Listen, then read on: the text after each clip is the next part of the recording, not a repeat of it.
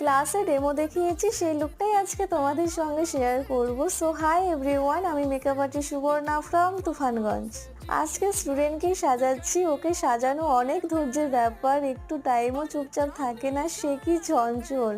Lens পরাতে পারিনি, lens পরাতে গিয়ে যা যা কাণ্ড করেছে, শেষে অধৈর্য হয়ে ছেড়েই দিয়েছি।